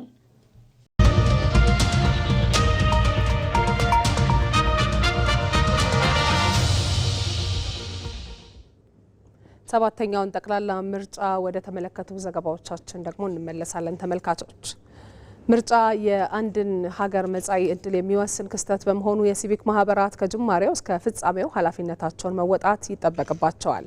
በዚህ ወር ለሚከናወነው ጠቅላላ ምርጫም ከ169 በላይ ሀገር በቀል የሲቪክ ማህበራት እውቅና አግኝተው ለምርጫው አስፈላጊ ስራዎችን እያከናወኑ ይገኛሉ። ተስፋዬ ጫኔ ምርጫ በአንድ ሀገር የዲሞክራሲ ልምምድ የሚከናወንበት እንዲሁም በህዝብና ሀገርን በሚረከበው ተመራጭ መንግስት መካከል የሚፈጸም የጋራ ቃል ኪዳን ነው። ኢትዮጵያም ይህንን ሂደቱን ለማድረግ በመጪው ግንቦት 24 ጠቅላላ ምርጫ ለማድረግ እየተዘጋጀ ትገኛለች። ዜጎችና የፖለቲካ ፓርቲዎችም አስፈላጊውን ዝግጅት በማድረግ ላይ ናቸው። የፖለቲካ ምህዳሩን ለማስፋት መንግስት ብቻም ሳይሆን ፓርቲዎች፣ ህዝቡ የዲሞክራሲ ልምምዱም አጠቃላይ ያለው በምርጫ ተሳትፎ በሀገራችን እየተደረገ ባለው ነባራዊ ሁኔታ መንግስትም ወደ ሰፊነት እንዲሁም በልምምዱ ሰፊ ስራዎች እየተሰሩ ነው ያሉት። በመጪው ግንቦት ለሚከናወነው ጠቅላላ ምርጫ ስኬታማነት እስካሁን ድረስ ከ169 በላይ ሀገር በቀል የሲቪክ ማህበራት እውቅናን አግኝተው ለምርጫው አስፈላጊ በሆኑ በተለያዩ ዘርፎች ላይ በመሳተፍ ላይ መሆናቸውን ከኢቲቪ ዳጉ የውይይት መድረክ ጋር ቆይታ ያደረጉ የስራ ኃላፊዎች ይናገራሉ። መራጮች በምርጫው ሂደት ውስጥ ግንዛቤ ኖሯቸው ሂደቱን በትክክል ተረድተው እንደገና ደግሞ በምርጫ ውስጥ መሳተፍ ቅቡልነት ያለው መንግስትን ከማምጣትም በላይ ተጠያቂነት ያለበትንም ስርዓት ለመፍጠር ምርጫው ደግሞ ሰላማዊ ሆኖ እንዲጠናቀቅ እንደ ዜጋ የሚጠበቅባቸውን እንደ ማህበረሰብ የሚጠበቅባቸው እንዲወጡ አጠቃላይ ያለውን የምርጫ ህግና ከምርጫ ጋር የተገናኙ አሰራር ስርዓቶችን አክብረው እንዲሰሩ ዜጋውን ግንዛቤ የምንፈጥርበት ነው። ይሄ አንዱ ፓኬጅ ነው። በሌላ በኩል ደግሞ ዲሞክራሲያዊ ምርጫ የልምምድ ውጤት ሲሆን የሲቪክ ማህበራትን ምርጫን በመተዛዘብ በኩል ግዙፍ ሀገራዊ በርክቶ አላቸው። ምርጫ ብለን ስንል እንግዲህ አንዱ የዲሞክራሲ ከፍተኛ መገለጫ የሆነና አንኳር ነጥብ ነው። በዲሞክራሲ ውስጥ በዋናነት እኩልነት የሚረጋገጥበትና ይሄም ደግሞ ዜጎች ክብር የሚያገኙበት ወይም የዜጎች ዲግኒቲ የሚጠበቅበት ሂደት ነው። የምርጫ መታዘብ እንግዲህ የኢትዮጵያ ብሔራዊ ምርጫ ቦርድ ምርጫውን ሂደት ሲመራ ሲቪል ማህበረሰብ ድርጅቶች ደግሞ እንደ ገለልተኝነታቸውና ሂደቱ የዲሞክራሲ ስርዓትን የሚያዋልድ ሆኖ እንዲያልፍ በሂደቱ ውስጥ የሚያጋጥሙ አንዳንድ እንከኖች ካሉ በመንግስት ሊሆን ይችላል፣ በፓርቲዎች ሊሆን ይችላል፣ በራሱ በምርጫ ቦርድ ሊሆን ይችላል፣ ኢቭን በሲቪል ማህበራት ሊሆን ይችላል፣ በሌሎችም አካላት ሊሆን ይችላል። እንዲህ አይነት ነገሮችን እየተከታተሉ የረጅም ጊዜ ትዝብት፣ የአጭር ጊዜ ትዝብት በሚባሉት አሰራሮች መልሰው ለህዝቡና ለሚመለከታቸው አካላት የሚያደርሱበት ነው። ምርጫ የአንድን ሀገር መጻኢ ዕድል አብዝቶ የሚወስን ክስተት በመሆኑ የሲቪክ ማህበራት ደግሞ ከጅማሬው እስከ ፍጻሜው ኃላፊነታቸውን መወጣት ይጠበቅባቸዋል። ዜጎች የመምረጥ መብታቸውን ተጠቅመው የሚፈልጉትን ይጠቅመኛል፣ ይበጀኛል የሚሉትን የሚመርጡበት፣ ሌላው መብታቸው የሚረጋገጥበት ነው። ስለዚህ እነዚህ ሁለት ሂደቶች ተጨምቀው መንግስትን ለማምጣት የሚካሄድ ትልቅ ሂደት ውስጥ የሚሳተፉበት ነው። ስለዚህ ህዝቡ በዋነኛነት ወይም ዜጎች በዋነኛነት ትልቅ አክተር ናቸው በዚህ ፕሮሰስ ውስጥ። ምርጫው ለዲሞክራሲያችን እድገት አስተዋጽኦ እንዲያደርግ የድህረ ምርጫ ተጠያቂነት የሚባል ደግሞ እንደዚሁ ሲቪል ማህበራት የሚሰሩት ስራ አለ። በምርጫ ቅስቀሳ ጊዜ ምረጡኝ ባሉ ጊዜ ፓርቲዎች ይሄን እናረጋለሁ ያን እናረጋለሁ ያሉትን ምን አደረሳችሁት ያላችሁትን ነገር ብለው የሚጠይቁበትና በቀጣይ 5 ዓመት ውስጥ ያንን ተከታትለው እንዲፈጽሙ የማይፈጽሙ ከሆነ ደግሞ ህዝቡ እንዲያውቀውና በቀጣይ በምርጫ እንደዚሁ ተገቢውን እርምጃ እንዲወስድ ህዝቡ ግንዛቤ የሚፈጥሩበት ነው ማለት ነው። በምርጫ ወቅት ከስሜት ከፍታ ይልቅ የፖሊሲዎችና የሀገራዊ ህልሞች የበለጠ ትኩረት እንዲያገኙ የሲቪክ ማህበራት ኃላፊነታቸውን በሚገባ መወጣት ይጠበቅባቸዋል። ሰባተኛው ጠቅላላ ምርጫ ሰላማዊ፣ ነጻና ፍትሐዊ እንዲሆን በመገናኛ ብዙኃን የሚተላለፉ የፖለቲካ ፓርቲዎች የክርክር መድረኮች ሚናቸው የጎላ ነው። የምርጫው ሂደት በስሜት ሳይሆን በፖሊሲ አማራጮች ላይ እንዲመሰረት ደግሞ ምሁራንና መራጮች አስተያየቶቻቸውን እየሰጡ ይገኛሉ። ብሩክታይት አስራት ግንቦት 24 2018 ዓ.ም ድምጽ መስጫ ቀን የተቆረጠለት የሰባተኛው ጠቅላላ ምርጫ በማስመልከት የሚዲያ ክርክሮች አዲስና ተስፋ ሰጪ መልክ ይዘው ቀርበዋል። የተለያዩ የፖለቲካ ፓርቲዎች በልዩ ልዩ መገናኛ ብዙሃን ብሎም በህዝባዊ የውይይት መድረኮች በመገኘት የፖሊሲ አማራጮቻቸውን ለህዝብ እያስተዋወቁ ይገኛሉ። በአሁኑ ወቅት እየተካሄዱ የሚገኙት የምረጡኝ ዘመቻ መድረኮች የዴሞክራሲያዊ ስርዓት ግንባታ ማሳያ ከመሆናቸውም በላይ ክርክሮቹ በስሜት ሳይሆን በሀሳብ የበላይነት ላይ ያተኮሩ መሆናቸው ልዩ ያደርጋቸዋል። ከዲሞክራሲ እሴቶች አንዱ የህዝብ ሉዓላዊነት ማረጋገጥ ነው። የህዝብ ሉዓላዊነትን ደግሞ የሚረጋገጠው ምንድነው ካልን ፓርቲዎች በሚያቀርቧቸው አማራጮች ይወሰናል። የፖሊሲ አማራጮች፣ ስትራቴጂ አማራጮች ይወሰናል። እኛ ሀገር ፖለቲካ ፓርቲዎች ሲከራከሩ ያዩዋቸው በሁለት መልኩ አለ። በጣም በርካታ ፓርቲዎች የፖሊሲ ሀሳብ አላቸው፣ አማራጭ አላቸው፣ ስትራቴጂያቸው ምን እንደሚሆን የሚከራከሯቸው ሀሳቦች ሽጠዋል ፓርቲዎች። ምክንያቱም ባገኟቸው ሚዲያዎች በመገናኛ ብዙሃን ሀሳብ ነው የሚሸጡት። ሀሳባቸው ለመላ ኢትዮጵያ ደርሷል የሚል እምነት አለኝ። በጣም በርካታ ፓርቲዎች እንዳልኩሽ የዓለም አቀፍ የሚዲያ የፖለቲካ ፓርቲዎች የክርክር ስታንዳርድ ጠብቀው እርስ በርስ ተከባብረው አከራካሪ ሚዲያዎችንም በደንብ አክብረው ጠያቂም እርስ በርስ ሲጠያየቁ ሲመላለሱ አይተናል። ይሄ መለመድ ያለበት ነው። አስተያየታቸውን የሰጡን መራጮች በበኩላቸው በሚዲያ የሚተላለፉት እነዚህ የክርክር መድረኮች የትኛው ፓርቲ የተሻለ የፖሊሲ አማራጭ ይዞ ቀርቧል የሚለውን ለመለየት ትልቅ እገዛ አድርጎላቸዋል። በሚዲያ በመንገድ ላይ ቅስቀሳ እየተደረጉ ያሉ እድሎች ወይም ደግሞ ግንዛቤዎች ማህበረሰቡ፣ እኛም ወጣቶች፣ አጠቃላይ ሁሉም ሰው ቀጥታ ዝም ብሎ በይበል ሳይሆን በእውቀት ላይ ተመስርቶ በሚያነሱት ሀሳብ ላይ ተመስርቶ በቂ እውቀት ኖሯቸው እንዲመርጡ እድል ይፈጥራል። እንደዚህ አይነት ሂደቶች አሁን በቋሚነት ደረጃ ላይ ይህን ያህል ጊዜ ተሰጥቶ በሚዲያ ማስተዋወቅ መቻላቸው፣ ስራዎቻቸውን በሰዓትና ጊዜ ጠብቀው በሬዲዮ፣ በቲቪ፣ በተለያዩ የማስታወቂያ ስልቶች ማድረግ መቻላቸው እድል የፈጠረበት ሂደት ነው ያለው። ማህበረሰቡ በጊዜው የሚመጥን አውቆ ተረድቶ ቀጣይ ሀገር ያስተዳድራል የሚባለውን ሰው በእውቀት ተመርጦ እንዲመርጥ እድል ፈጥሯል ብዬ እኔ አምናለሁ ማለት ነው። አሁን ባሉት ነባራዊ ሁኔታ ከሰባተኛው ሀገራዊ ምርጫ ጋር ተያይዞ ጥሩ ግንዛቤዎች እየተፈጠሩ ነው ብዬ አስባለሁ። እንደ አንድ ወጣት የሚወክለውን ያስተዳድረኛል የሚለውን መንግስት ይመርጣል ብዬ አስባለሁ። ህብረተሰቡ ካለው ከሚዲያ ላይ ከሚያደርገውም ቅስቀሳ አካባቢ ላይ ወይም በየጎዳናው ላይ ከሚደረገው ቅስቀሳ አንጻር የትኛውን መምረጥ እንዳለብኝ ጥሩ ግንዛቤ ፈጥሮልኛል ብዬ አስባለሁ። እንግዲህ የሰባተኛው ሀገራዊ ምርጫ የፓርቲዎችን ክርክር እያየን ነው። ፖለቲካ ፓርቲዎች የምርጫ ክርክር ትልቁን ነገር ያሳየን ፓርቲዎች ምን አይነት ሀሳብ እንዳላቸው በግልጽ ያየንበት ነው። ኢትዮጵያ ለሰባተኛው ጠቅላላ ምርጫ እያደረገች ያለው ዝግጅትና እንቅስቃሴ ኢትዮጵያ ዲሞክራሲን በተግባር እየተለማመደች መሆኑን ትልቅ ማሳያ ነው። በተለይም በሚዲያ የሚተላለፉት የፓርቲዎች የክርክር መድረኮች መራጩ ሕዝብ ከስሜታዊነት ወጥቶ የፓርቲዎችን የፖሊሲ አማራጮች በጥብቅና በሰከነ መንፈስ እንዲመረምር ሰፊ እድል የሚፈጥሩ ናቸው። ፓርቲዎች ሲከራከሩ፣ ሲነጋገሩ፣ ሲወያዩ ትንሽ እየበሰል እንሄዳለን የሚል እይታ አለኝ። ሁለተኛው እንደ ማህበረሰብ ደግሞ ዲሞክራሲ የምንረዳበት መንገድ፣ ምክንያቱም አሁን ቅድመ ምርጫ ላይ ያለ ነው። የምርጫው ቀን አለ፣ ድምፅ እንሰጣለን። አሸናፊ ፓርቲ ሊኖር ይችላል፣ የሚሸነፍ ፓርቲ ሊኖር ይችላል። ከዛ በኋላ ቀጥሎ ያለው ድህረ ምርጫው ነው። ድህረ ምርጫው ማለት ድምፅን የመቀበል አሸናፊ የሆነውን ፓርቲ እንኳን ደስ አለ፣ አብረን ተወዳድረናል፣ ተፎካክረናል፣ ለአንድ ሀገር ነው፣ ለአንድ እሳቤ ነው ያቀረብነው የሚል መለመድ አለበት። ምክንያቱም አሁን የምርጫው ቀን ራሱ የምናደርግበት ሂደት ምርጫው ሰላማዊ እንዲሆን አሁን ቅድመ ምርጫው ሂደት የሄድንባቸው ያለ እንከን ብዙዎቹ ነገሮች ጥሩ ሂደዋል። የምርጫው ቀን ደግሞ በአንድ ቀን ስለሆነ ምርጫው እንግዲህ እንደ ምርጫ ቦርድ ስኬጁል፣ ከዛ በኋላ ድህረ ምርጫው ነው ውጤት መቀበል ነው። እዚህ ውስጥ ሁሉ ያልፋል ዲሞክራሲ። ስለዚህ ዲሞክራሲ የሂደት ውጤት ነው፣ በአንድ ቀን የሚገነባ አይደለም። በዚህ ሂደቶች ውስጥ ዲሞክራሲ እኛ ሀገር ላይ ጥሩ እምርታዎች አሉት የሚል ይታለ። የፖለቲካ ፓርቲዎች ሀሳባቸውን በነፃ የአየር ሰዓትና በተለያዩ መንገዶች ማቅረባቸው ለምርጫው ሂደት ፍትሐዊነትና ተአማኒነት ላይ የራሱን አሻራ ያሳርፋል። በመሆኑም ፓርቲዎች እርስ በርስ ከመካሰስና ከመጠቃቀስ ይልቅ የገዛ የፖሊሲ አማራጮቻቸውንና የሀሳብ የበላይነታቸውን በማንጸባረቅ ላይ ማተኮር ይገባቸዋል። የጥላቻ የተወሰኑ ሰዎች፣ ግለሰቦች ላይ ንግግሮች አይተናል። ይሄ ወደፊት ይስተካከላል ብለን እናምናለን። የፓርቲዎቻችን መለመድም የሌለበት ሁለተኛው በጭብጥ ጉዳይ ላይ ይሄ አርጊው ሲያደርጉ ሀሳብ ይነሳል። ለዛ ሀሳብ አርጊው ማድረግ ሲገባቸው ስድብ የሚመስሉ አንዳንዴ እንግዲህ ማህበረሰባችን የሚቀበልበት ጉዳይ አለው። ስለዚህ የዚያን ነገሮች ቢሻሻሉ ወደፊት ፓርቲዎቻችን ያንን ቢያደርጉ፣ ምክንያቱም መከራከር ያለብን በፖሊሲ፣ በስትራቴጂ፣ በፕሮግራም የኔ ፓርቲ ነገ መንግስት ቢሆን ኢትዮጵያ ውስጥ ኢኮኖሚው እዚህ አደርሳለሁ፣ የውጭ ጉዳይ ፖሊሲው እንደዚህ ይሆናል፣ ብሔራዊ ጥቅሜ በዚህ መልኩ አስጠብቃለሁ፣ የትምህርትና የጤና ማህበራዊ ግንኙነቱን ይሄን አደርጋለሁ የሚል ሀሳብ ለኢትዮጵያን መሸጥ መቻል አለባቸው።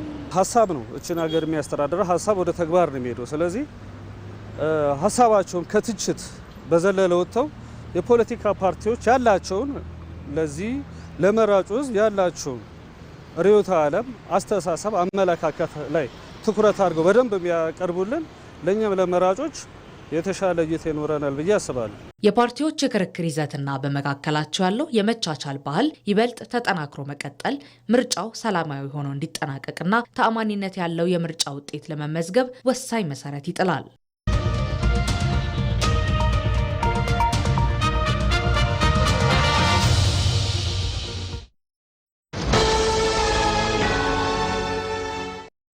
ለሁሉም እኩል የተሰጠ አንድ ጸጋ አለ፣ ጊዜ። የተሰጡትን በሚገባ የሚጠቀሙት ግን ጥቂቶች ናቸው። ዘመናዊነት ማለት ራስን ከዘመኑ ጋር ማራመድ እንጂ ሌላ አይደለም። የኢትዮጵያ ንግድ ባንክ 24 ሰዓት አገልግሎት የሚሰጥ ስማርት ቅርንጫፎችን ከፍቷል። ይህን ወሳኝ የባንክ አገልግሎት ምዕራፍ ከሚያስተዋውቁት ከመጀመሪያዎቹ መሃል መሆኔ ደስታ ይሰጠኛል። ደንበኞች በስራ ሰዓት ስራቸው ላይ ቆይተው ረጋ ብለው 24 ሰዓት ወደሚሰሩት ስማርት ቅርንጫፎቻችን መጥተው ፈጣን አገልግሎት ሲያገኙ እርካታቸውን ፊታቸው ላይ ያለው። በአዲስ አበባ በቦሌ፣ በአብይ፣ በተፈራ ደግፌ፣ በኤርቱ ለቦ፣ በአራዳ ጊዮርጊስ እንዲሁም በመስቀል ስኩዌር ስማርት ቅርንጫፎቻችን ሂሳብ ከመክፈት ዓለም አቀፍና የሀገር ውስጥ የመገበያያ ካርዶችን አዘው በደቂቃ ውስጥ እስከ መቀበል፣ ማንኛውንም የገንዘብ መጠን ገቢ ከማድረግ ቼክና የውጭ ሀገር ገንዘቦችን እስከ መበንዘር ማንኛውንም የባንክ አገልግሎት ራስዎን በቀላሉ በሚያስተናግዱባቸው ማሽኖች ወይንም እንደኔ በድምፅና በቪዲዮ በሚያግዙ የባንክ ሰራተኞች በኩል ያገኛሉ። በነገው የባንክ አሰራር ላይ ዛሬ ስለምናገለግሎት ደስ ይለናል።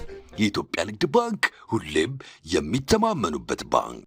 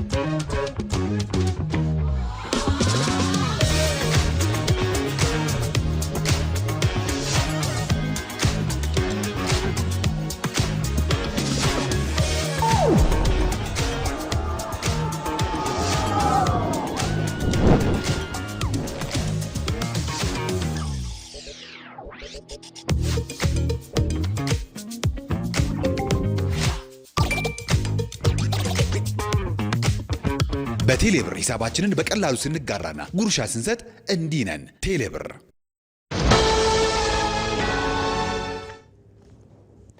ዜና ኢትዮጵያ ላይ ናችሁ ተመልካቾች፣ ዘገባዎቻችን ይቀጥላሉ። ኢትዮጵያ ባለፉት ጥቂት ዓመታት በገቢ አሰባሰብ ረገድ ያስመዘገበችው አስደናቂ ምርታ የውጭ ብድርና እርዳታን ቀንበር ሰብሮ ለመውጣት ለተጀመረው ጉዞ ትልቅ ስንቅ ሆኗል። ይህም ሀገራዊ ወጪን በራስ አቅም የመሸፈን ራዕይ እውን መሆን ጉልህ ማሳያ ነው። በማክሮ ኢኮኖሚ ማሻሻያው ተግባራዊ የተደረጉ አሰራሮችም ለገቢ አሰባሰብ እድገቱ ጠቀሜታቸው የላቀ ነው። ጌታቸው ባልቻ አንድ ሀገር በራሷ የሀብት ምንጭ መቆም ስትችል አንገቷን ቀና አድርጋ በዓለም አደባባይ ክብሯን የማስጠበቅ ብርታትን ትጎናጸፋለች። የገቢ አሰባሰብ ስርዓትን ማጠናከር ደግሞ ከባዕዳን እጅ ጠባቂነትና ከውጭ ብድር ዕዳ ቀንበር ለመላቀቅ ዋነኛ መከታ ነው። ኢትዮጵያም የገቢ ምንጯን በአግባቡ በማደራጀት የኢኮኖሚ ሉዓላዊነቷን በጽኑ መሰረት ላይ ለመገንባት በከፍተኛ ትጋት ላይ ትገኛለች። መንግስት በማክሮ ኢኮኖሚ ማሻሻያ አማካኝነት ሀገራዊ ወጪን በራስ አቅም ለመሸፈን የሰነቀው ግብ የዚሁ ጽኑ ቁርጠኝነት ጉልህ ማሳያ ተደርጎ ይወሰዳል። የኢኮኖሚ ሉዓላዊነትን እናረጋግጥ ዘንድ የታክስ ፖሊሲ ማሻሻያዎች፣ የታክስ አስተዳደር ማሻሻያዎች፣ እነሱን ተከትሎ ደግሞ የታክስ ህጎችን ትግበራና በዛው አግባብ ገቢ ማመንጨት በጣም ወሳኝነት አለው። ስለዚህ እንደ ተቋም የኢኮኖሚ ሉዓላዊነታችንን የሀገራዊ ኢኮኖሚ ሉዓላዊነታችንን ለማረጋገጥ እንደ አንድ አስቻይ አድርገን የተሰጠንን ተልዕኮ እየተገበርን ነው ያለነው። በዚህም መሻሻሎች እየታዩ ነው ያሉት። ኢትዮጵያ በአሁኑ ወቅት የምታከናውናቸው ግዙፍ የልማት ስራዎች ያለምንም እንቅፋት መቀጠላቸው ሚስጥሩ ከሀገር ውስጥ የሚሰበሰበው ገቢ እያሳየ የመጣው አስደናቂ እድገት ነው። ከዚህ ወጥታችሁ ወደ ቤታችሁ ስትሄዱ በማስተዋል ግራና ቀኝ 20 ኪሎ ሜትር 30 ኪሎ ሜትር ብትጓዙ የእናንተ ገንዘብ 1 ብር 1 ዶላር እርዳታ ብድር ሳይታከልበት ያ የቆሸሸ ከተማችንን ለልጆቻችን በሚመጥን መልክ መስራት መጀመራችን ማሳያ ስለሆነ በእናንተ ገንዘብ ሀገር እየተሰራች መሆኑን ዳግም በኩራት ልገልጽላችሁ እወዳለሁ። በ2011 ዓ.ም የገቢዎች ሚኒስቴር ይሰበስበው የነበረው ዓመታዊ ገቢ 198 ቢሊዮን ብር ብቻ የነበረ ሲሆን ባለፈው ዓመት ግን ይህ ቁጥር ወደ 900 ቢሊዮን ብር በማደግ ታሪካዊ ስኬት አስመዝግቧል። በተያዘው በጀት ዓመት 9 ወራት ውስጥም ለመሰብሰብ የታቀደውን ገቢ ሙሉ በሙሉ ማሳካት ተችሏል። ወደ 1.5 ትሪሊየን በአመቱ መጨረሻ ለመሰብሰብ እቅድ ይዘን እየሰራን ያለነው በ9 ወሩ ወደ 1.1 ትሪሊየን አሳክተናል። ስለዚህ ይህንን በማድረግ እንደ ሀገር የያዝናቸውን የልማት ፕሮግራሞች መደገፍ የሚችል እና የብልጽግና እቅዳችንን እውን ለማድረግ የሚያስችል የሀገር ውስጥ ገቢ አቅም ግንባታ ላይ ተግባራዊ ውጤት ማምጣት ላይ እየተሰራ ነው ያለው። ኢትዮጵያ በ2022 ዓ.ም ሀገራዊ ወጪዋን ሙሉ በሙሉ በራስ አቅም ለመሸፈን ግብ አውጥታ እየሰራች ነው። ይህ ታላቅ ሀገራዊ ራዕይ ከግብ ሊደርስ የሚችለው ደግሞ እያንዳንዱ ግብር ከፋይ ከሚያገኘው ገቢ ላይ ድርሻውን በታማኝነትና በሀገር ፍቅር ስሜት ለሀገሩ ሲያበረክት ነው። ሁሉም ነጋዴ የሀገሪቱን ሕግና አዋጆችን አውቆ በታማኝነት ለሀገሩ ግብሩን ገብሮ ስራውን ደግሞ ጥንቅቅ አድርጎ በታማኝነት እና በትክክለኛ የግዥ ይሁን የክፍያ አጠቃላይ የምርት ስርዓቱን በህጉ መሰረት ተጠቅሞ ቢሰራ መልካም ነው እላለሁ።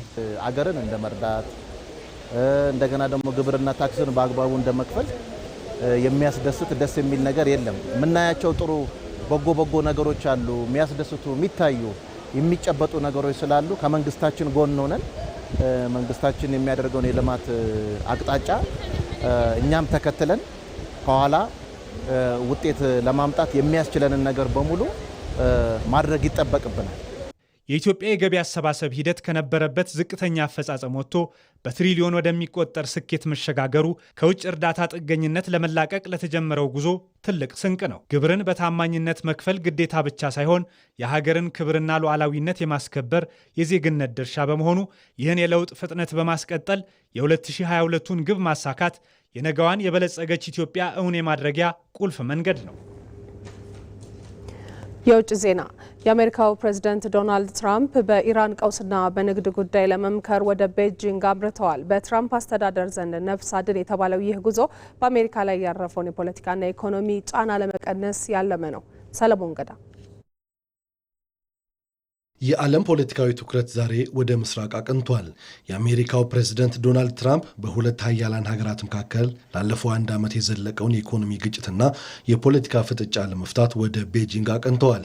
ይህ ጉዞ በትራምፕ አስተዳደር ዘንድ እንደ ነፍስ አድን ዲፕሎማሲ የሚታይ ሲሆን በመካከለኛው ምስራቅ ያለውን የኢራን ጦርነትና በደቡብ እስያ በኩል የተሰማውን የፓኪስታን አጠራጣሪ እንቅስቃሴ በውይይቱ ላይ ከባድ ጥላ ጥልቶበታል። ትራምፕ ወደ ስፍራው ከማቅናታቸው በፊት በሰጡት መግለጫ ጉብኝቱ ለሁለቱ ሀገራት ታላቅ ትርፍ የሚያስገኝ እንደሚሆን ቢናገሩም ከጀርባው ያለው እውነታ ግን የከረረ ነው።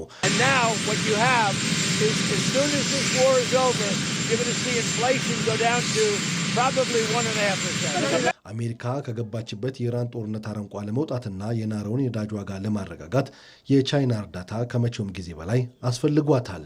የዚህ ጉብኝት ዋነኛና አንገብጋቢ አጀንዳ የኢራን ጦርነት ነው። ፕሬዚደንት ትራምፕ ከእስራኤል ጋር በመሆን በኢራን ላይ የከፈቱት ጥቃት ከታቀደው ጊዜ በላይ በመራዘሙ የአሜሪካ አስተዳደር ከፍተኛ የፖለቲካና ኢኮኖሚ ጫና ውስጥ ወድቋል። ትራምፕ ከቻይናው አቻቸው የሚፈልጉት ዋነኛ ነገር ቤጂንግ በቴህራን ላይ ያላትን የኢኮኖሚ በላይነት ተጠቅማ ጦርነቱን እንድታስቆም ነው። ሆኖም የዚህ ጉባኤ ትልቅ መነጋገሪያ የሆነው የፓኪስታን ሚና ነው። ፓኪስታን በአንድ በኩል በኢራንና በአሜሪካ መካከል እንደ ገለልተኛ አደራዳሪ ለመታየት ብትሞክርም ኢራን የጦር አውሮፕላኖችን በግዛቷ ውስጥ እንዲደበቁና ከጥቃት እንዲጠበቁ ማድረጓ የአደራዳሪነት ሚናዋን ጥያቄ ውስጥ ከቶታል።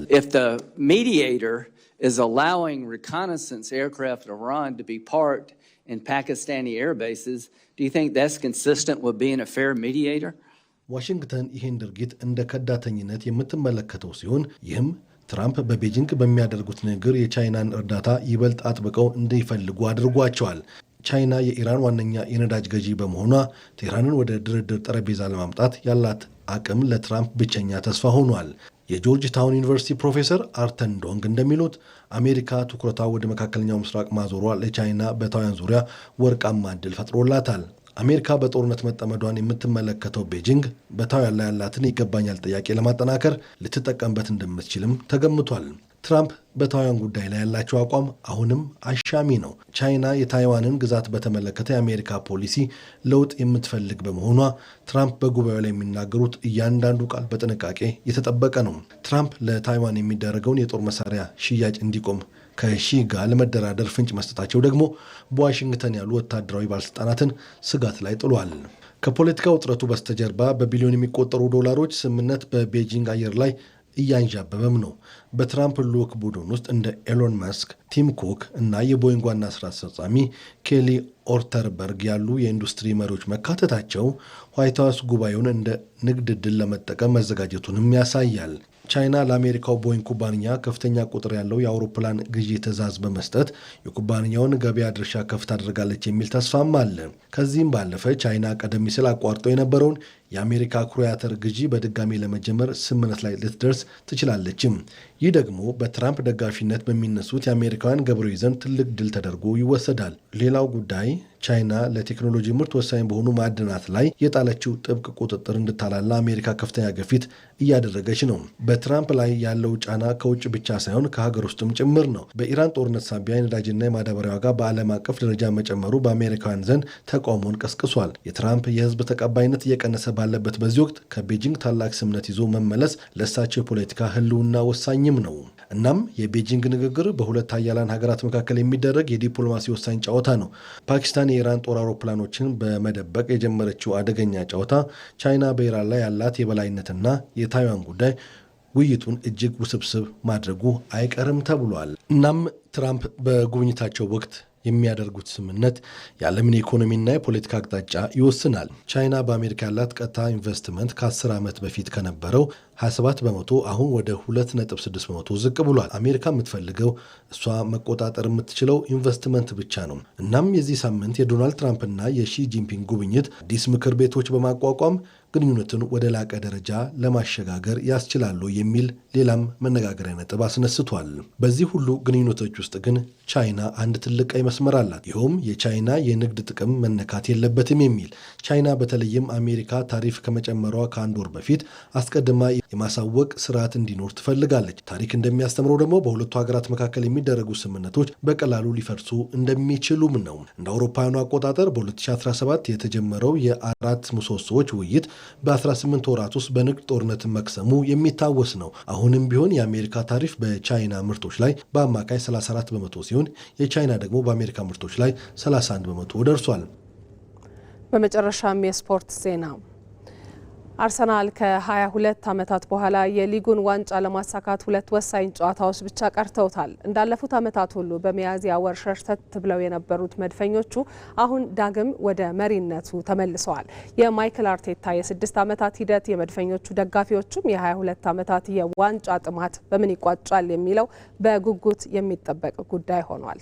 ዮሴፍ ሹምዬ የፕሪሚየር ሊጉ የውድድር ዓመት ሊፈጸም 11 ቀናት ብቻ ቀርተዋል። በአርሰናልና ለ22 ዓመታት በናፈቀው ዋንጫ መካከልም ያሉት እነዚህ 11 ቀናትና 2 ወሳኝ ጨዋታዎች ናቸው። በመጨረሻም ድሉ የመድፈኞቹ ከሆነ ዋንጫውም ወደ ኤምሬትስ ካመራ የማይክል አርቴታ አይፓድ ላይ የተነደፉ ሀሳቦች፣ የተረቀቁ ታክቲኮች ብዙ አድናቆት ሊቸራቸው ይገባል። አርሰናል እስከ ግንቦት አጋማሽ ድረስ የሊጉን መሪነት ተቆናጦ ሲቆይ ይህ ከ22 ዓመታት በኋላ ለመጀመሪያ ጊዜ ነው። በእርግጥ ባለፉት ዓመታት እንደታየው ሁሉ በዚህ ዓመትም በሚያዝያ ወር ላይ ሸርተት ብሎ ነበር። የመድፈኞቹ ዳግም መነሳት የተቀናቃኛቸው ማንቸስተር ሲቲ መዘናጋት ዳግም ወደ ሊጉ አናት ላይ እንዲመለሱም አስችሏቸዋል። አሁን በ5 ነጥብና በ2 ንጹህ ግቦች ብልጫ የሊጉ መሪ ናቸው። በሻምፒዮንስ ሊጉም ለፍጻሜ በቅተዋል። አሰልጣኝ ማይክል አርቴታም በ8 ቀናት ልዩነት 3 ድሎችን ሲያስመዘግቡ በተመሳሳይ አሰላለፍ ወደ ሜዳ ገብተዋል። መድፈኞቹ ፉልሃምና ዌስትሃምን በፕሪሚየር ሊጉ፣ አትሌቲኮ ማድሪድን በሻምፒዮንስ ሊጉ ሲረቱ ማይልስ ሉዊስ ስኬሊ በአማካኝ ስፍራ፣ ሪካርዶ ካላፊዮሪን ደግሞ በግራ መስመር ያሰለፉበት ቀመር በሚገባ ሰርቶላቸዋል። የመሃል ክፍሉን ለወጣቱ ሉዊስ ስኬሊ መስጠት ለማይክል አርቴታ ከባድ ውሳኔ ቢሆንም ተጫዋቹ ግን ያገኘውን እድል በሚገባ ተጠቅሞበታል። መፍጠር የሚችለውን ትልቅ ለውጥም አሳይቷል። እዚህ ቀመር ላይ እንዴት እንደደረሱ የተጠየቁት ማይክል አርቴታ አይፓዴን ባሳያችሁ ብዙ ታክቲክ ነድፍ ያለው ብዙ ለውጦችንም አድርጊያለሁ፣ በመጨረሻ ግን ውስጤን በማዳመጥ በዚህኛው ጸናው ሲሉ ተደምጠው ነበር። በእርግጥም የስፔናዊ ታክቲሽያን ውሳኔዎች ለመድፈኞቹ እዚህ መገኘት የጀርባ አጥንት ነው። ዌስትሃምን በረቱበት ጨዋታ ቤን ዋይት በጉዳት ሲወጣ ዴክላን ራይስን ወደ ግራ መስመር መውሰድ ስህተት እንደነበር በመረዳት ፈጣን ማስተካከያን አድርገዋል። ራይስን ወደ ቀደመ ቦታው በመለስ ክርስቲያን ሞስኬራን በግራ መስመር ላይ ማሰለፋቸውም ከጨዋታው ወሳኝ 3 ነጥብ ለማግኘት ቁልፍ ነበር። አሰልጣኙ ባለፉት ዓመታት ብርቱ ፉክክርን አድርገው በመጨረሻም ዋንጫውን ለማጣታቸው ውሳኔዎችን እንደ ሁኔታው ለመቀየራቸው በዋና ምክንያትነት ሲነሳ ነበር። በዚህ ዓመት ግን ይህንን ድክመታቸውን ማሻሻላቸውን አሳይተዋል። ሉዊስ ስኬሊን በወሳኙ የመሃል ክፍል ላይ ማመናቸው በአውሮፓ ሻምፒዮንስ ሊግ ባየር ሌቨርኩሰንን በገጠሙበት ጨዋታም ቡካዮ ሳካን በኖኒ ማዱኬ መቀየራቸው ለዚህ ማሳያዎች ይሆናሉ። አሁንም ግን ጉዞ አላለቀም። ዓመቱን በስኬት ለመደምደም 2 የፕሪሚየር ሊግና 1 የሻምፒዮንስ ሊግ ፍጻሜ ጨዋታዎች ይቀራሉ። እነዚህ 3 ጨዋታዎችም 150 ጊዜ በተጫዋችነት 350 ጊዜ በአሰልጣኝነት አርሰናልን ለወከሉት ማይክል አርቴታና ለመድፈኞቹ ደጋፊዎች የሞት የሽረት ያህል ናቸው። በፕሪሚየር ሊጉ ከበርንሌይና ክሪስታል ፓላስ፣ በሻምፒዮንስ ሊጉ ፍጻሜ ደግሞ ከፓሪስ ሰን ዠርመን ጋር የሚያደርጉት ጨዋታዎችም ማይክል አርቴታና ስብስባቸው ያለፉት 6 ዓመታት ልፋት መድፈኞቹና ደጋፊዎቻቸው የዋንጫ ናፍቆት መካከል የቀሩ የቤት ስራዎች ናቸው። ሂደቱን ያመኑ አምነውም የተከተሉት አሁን ከምንጊዜውም በላይ ለድሉ ቀርበዋል። ተመልካቾች ከእኩለ ቀን 6 ሰዓት አንስቶ ተከታተሉት የቆያችሁት ዜና ኢትዮጵያ በዚህ መልኩ ተጠናቋል። ቆይታችሁን ከኛ ጋር ስላደረጋችሁ እናመሰግናለን። ማህሌት ታደለ ከዳይሬክተራችን አማኑኤል አስመላሽ እንዲሁም ከዜና ኢትዮጵያ አዘጋጅ መታሰቢያ ደረጀና ከመላው የስቱዲዮና የስርጭት ባለሙያዎች ጋር በጋራ ቆይታ አድርጌያለሁ። መልካም ቀን ይሁንላችሁ።